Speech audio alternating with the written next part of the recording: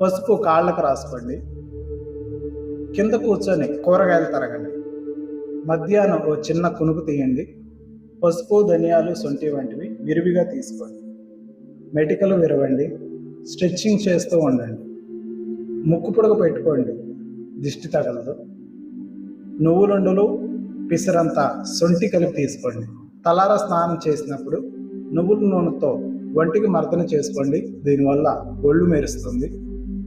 40 తర్వాత జీర్ణం తగ్గుతుంది కనుక శొంఠిని పెనంపై పొంగించి పొడి కాస్త సమభాగాలుగా చేసి